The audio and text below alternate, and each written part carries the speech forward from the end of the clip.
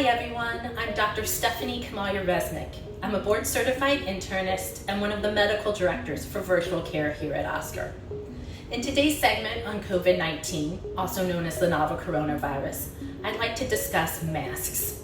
This is a very important issue, especially with cases spiking throughout the country. First, I'd like to discuss the different types of masks that you may see or hear about.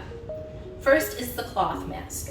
This is the kind that you can make at home, either with a t-shirt or other fabric, or buy from a variety of retailers. This is a type of mask that is recommended that everyone wear to help prevent the spread of the virus.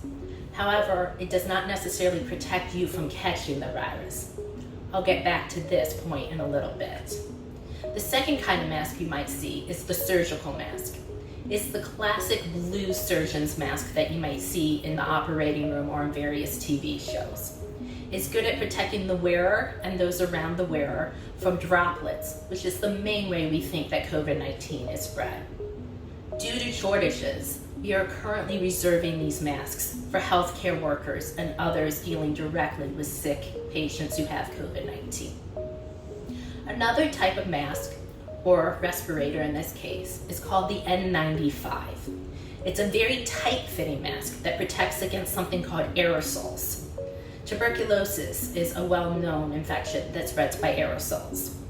It is thought that patients with COVID-19 who are undergoing certain procedures, such as having a breathing tube placed, may spread the virus through aerosols.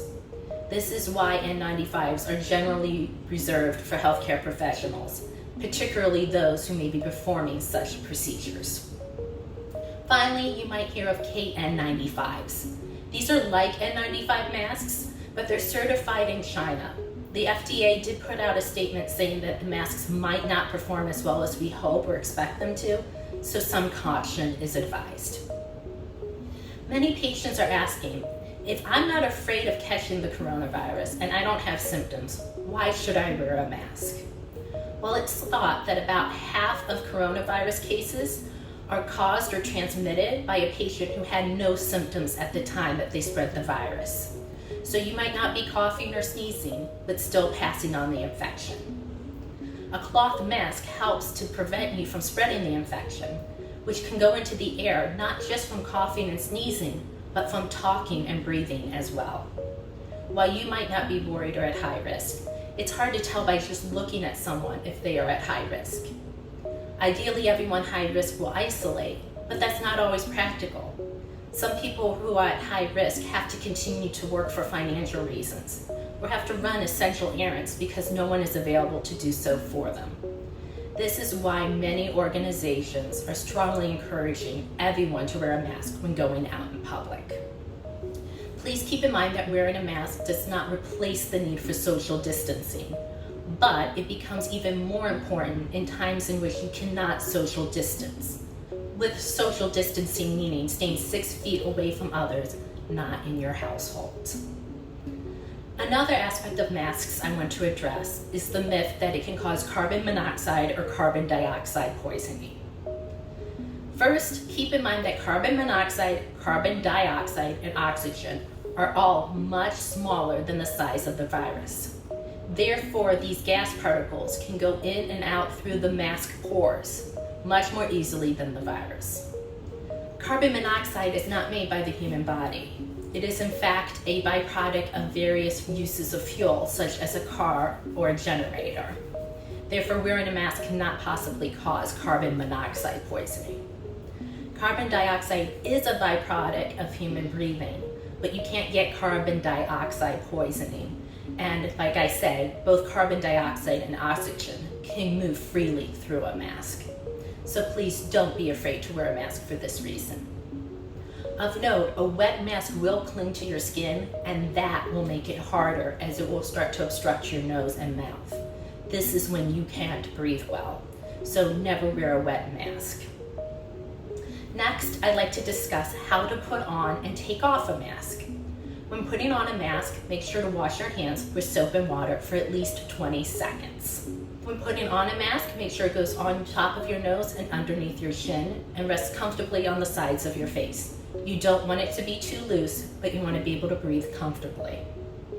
When taking off the mask, make sure only to touch the ear loops or the ties behind the head.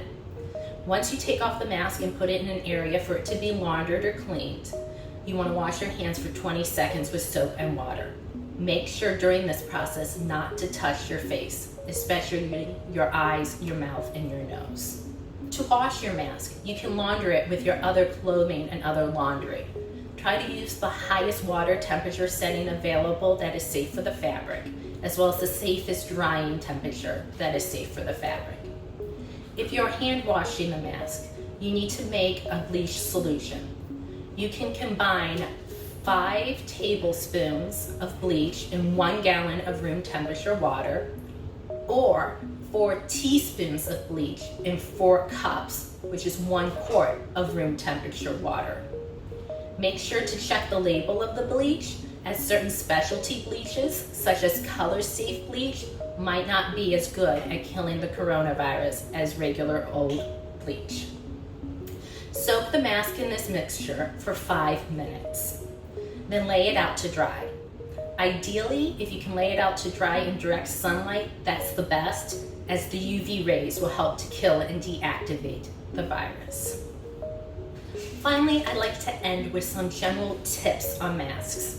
I recommend that if you are going out, that you keep a clean mask in your glove compartment or your purse or back pocket. That way, if you forget to bring a mask, you have a clean one available. Or if the mask becomes dirtied or wet, you have a new one available as well.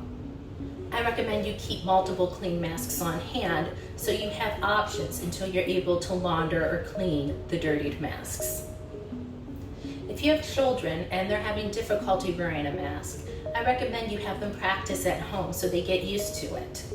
If they still won't wear the mask all the time while out, try to prioritize wearing the mask during the higher risk situations in which you can't necessarily social distance 6 feet, such as if you're going to be carpooling or if the child will be going on the bus to school in the fall.